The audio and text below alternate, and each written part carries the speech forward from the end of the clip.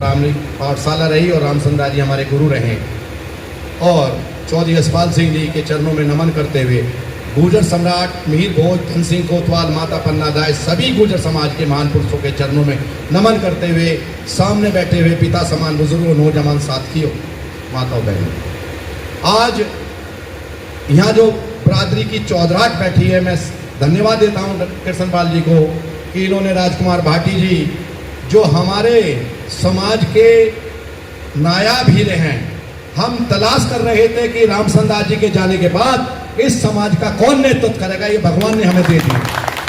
और मेरा सभी लोगों से अनुरोध है, क्योंकि हक छीनने से मिलता है, राजनीति में कोई आपके घर देने नहीं आएगा। और वो पहले हक की लड़ाई मैं अपने राष्ट्रीय प्रवक्ता जी राजकुमार भाटी जी का शुक्रिया शब्दों में नहीं अदा कर सकता, जो एहसान इन्होंने गुर्जर समाज पर करवाया है। किसी माई के लाल की हिम्मत ने कि राष्ट्रीय कार्य किसी भी दल में बीजेपी के लोगों को खासतौर से कहना चाहता हूं, वो चौपाल तो क्या लगाएंगे राष्ट्रीय कार्यकारिणी में, वहां पोचा भी लगाने की हैसियत नहीं रखते बीजेपी के लोग।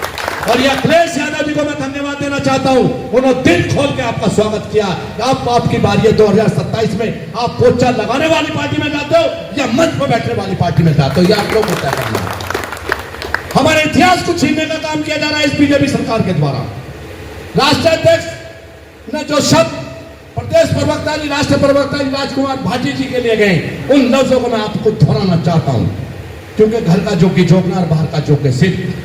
अपने जोगी को पहचानना सीख जाओ, दूसरे की पाई तो नहीं बैठने का काम करो, अपने लोगों को सिराना बैठाओ और सिराना उनको बैठाइए। मेरा जो कुछ रोटी आजाद रहकर है खौफ जिल्लत के हलवे से बेहतर।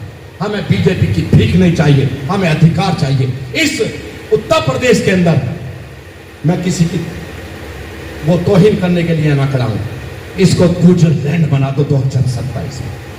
बहुत बड़े दर्द के साथ आप लोगों से कहना चाहता हूं, राजनीतिक प्रदेश में जब चलती रही, पद आते रहेंगे, चाहते रहेंगे, लेकिन हाथ का चुक्का फिर मारे और बात का चुक्का सिर मारे। आपके बीच में बात खड़ी कर दी है, चौपाल के माध्यम से पूरे भारत का राजनीतिक पटल उल्टा हो गया है। राजकुमार भाटी जी, मैं आपको धन्यवाद देता हूं, आपने वो चौपाल लगवाई और हम लोग हस्तिनापुर की धरती से उठ के गए और पूरे भारत के अंदर भूचाल आ गया राजनीति के अंदर।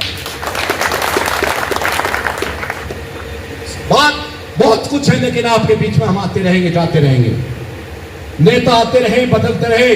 सहारनपुर के अंदर दूसरा चौधरी यशपाल सिंह ने आपको मिलने का नोट करना, राजनीतिक क्षेत्र के अंदर दूसरा रामचंद्र दास ने मिलने का वफादारी में, और राजनीतिक राष्ट्र की राजनीति में दूसरा राजेश पायलट ने मिलने का।